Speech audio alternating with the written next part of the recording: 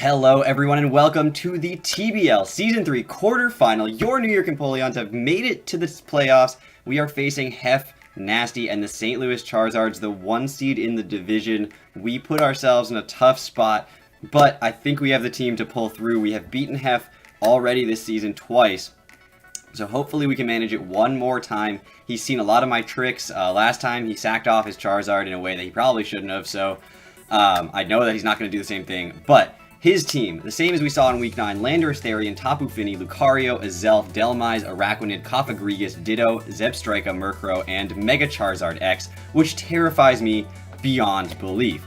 We are going to be bringing the same Cradilly. I switched the Speed EV to a Special Defense EV. The speed didn't seem to matter that much. If he does decide to run some speed in his Araquanid to outspeed me, then he does. Araquanid really doesn't threaten my Cradilly. We saw that at the end of the last match. So hopefully that is what it is. But I decided I was going to go Special Defense just to give myself that little bit of extra bulk. You never know when that's going to come in handy. Rock Slide, Seed Bomb, Stealth Rock, and Recover. This is the same set as last time because it absolutely put in work last time, picking up 3 kills at the end of the match. Obviously one of those with Stealth Rocks, so only so much you can do with that. Next up, we have our Jolteon Bolt. Bolt is holding the Flame Orb. It's Quick Feet. We've seen this before. I've switched out Magnet Rise for Protect, but otherwise the EVs are the same. This thing is max special attack modest with 140 speed.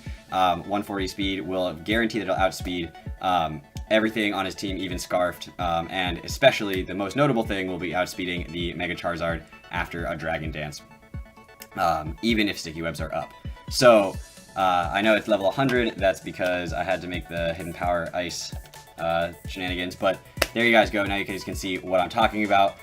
This thing has put in a ton of work against his team. It has 6 kills in the 2 matches that we've played him, so hopefully this thing puts in a ton of work today. I'm really excited to see this thing once again, one more time, see how Bolt does against Heff. Now next up is New York the Empoleon. Again, very familiar to Heff. I know I'm running a lot of similar sets to before, but they worked, so why would I change them? And I did tweak a couple of things here and there.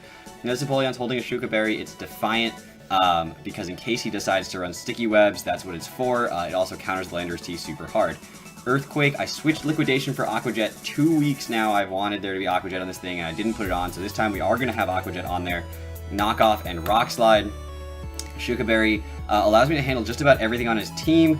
Charizard, Landorus, even Ditto if it transforms into me, does not OHKO with an Earthquake. So you know, I do know that a lot of things on the team learn Earthquake, so I wanted to make sure this thing could take one.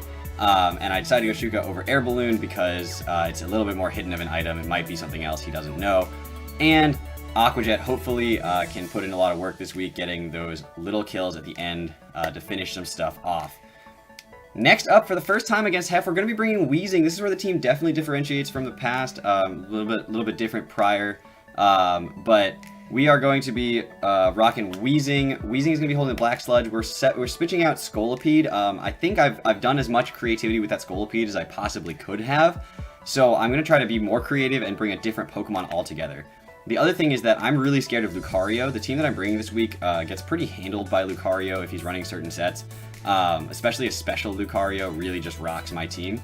So I really wanted to bring this Weezing. I know, special Lucario. Let's handle it with a Weezing, a physically defensive Weezing, mind you. But it really just checks the Lucario. Flamethrower, obviously for that Lucario. Toxic, I know that he's got the Fini, but he's got a lot of stuff that I really would love a Toxic on if the Fini doesn't put up its terrain, including Azelf, which doesn't matter, Cofagrigus, Landorus, Araquanid, Charizard, Murkrow. So Toxic's there. It's 100% accurate because I am a poison type. Pain Split if I do get damaged, and then Sludge Wave for stab and for the Fini. Now, this Weezing is not that important to my team's success. It's going to be a pivot. It's going to be the kind of thing that I can bring in Pain Split or Toxic, depending on, what's going on. But I don't think it's going to be vital to my team's success. It's really there if he has a Lucario. I need to make sure Weezing can stay healthy and be able to switch in on that Lucario pretty freely. Next up, we have Gold the Latias with the Choice Scarf, Ice Beam, Dragon Pulse, Shadow Ball, Thunderbolt. A very different set from last time, but still a Scarfed item. I went back and forth and back and forth and back and forth whether this thing should be Z-Move or Scarf. I couldn't come down to a conclusion. It may change before the battle, but right now we are going to say that it's going to be Choice Scarf. And I wanted it to be Z Ice because it would OHKO a Yachi Berry Landorus with Ice Beam, but You know, I got rid of Scolipede, and that makes his Charizard just that much scarier because it outspeeds after a Dragon Dance. So I need this thing to be able to switch in on that. So it has enough speed to outspeed a +1 Dragon Dance Charizard. And Dragon Pulse is a very close to Oko, if not an Oko, depending on his spread. And if its Stealth Rocks are up, definitely an Oko. And then obviously the rest of this is just for coverage of various things. Now, for the first time in League format, we are going to be running dual Scarfers this week. Tapu Lele also going to be rocking a Scarf. Moonblast, Psychic, Shadow Ball, Thunderbolt. The reason that I'm rocking a Toxic Weezing is because I am running my own terrain in Lele. 252 special attack with a modest nature. 228 speed allows me to outspeed a... sorry, it's level 60 because it has to be for the purposes of getting in game, not 530.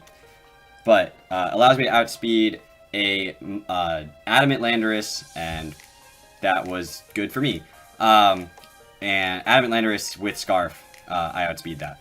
So Psychic dents his entire team, obviously except Murkrow, which Moonblast can handle, and I just don't expect him to bring the Murkrow this week. The only thing that would be able to switch in on a Psychic very freely would be a Ditto, potentially. Shadow Ball can cover that. Moonblast is a pretty safe option as well. Really nothing wants to switch in on a Moonblast on his entire team. He has Lucario would be his Steel type, and it's not resistant to Moonblast. So we actually have a pretty good chance to just click Moonblast and Psychic with this thing and just dent things. So that's why it's going to be rocking a Scarf. It doesn't necessarily need to get the kills this week. It just needs to put huge holes into his team and allow for Jolteon, allow for Empoleon, and allow for Latias to come in and sweep later. And then Weezing is kind of a pivot, and Cradily is obviously my Stealth Rocker, and has proven that it deserves to be here in this matchup against Heff's team. His team is terrifying. There's a reason he's the 1 seed in the division, so I encourage you guys to check him out if you haven't before. He's a great battler, a great friend of mine. I will see you guys later with that battle. Take care, everybody.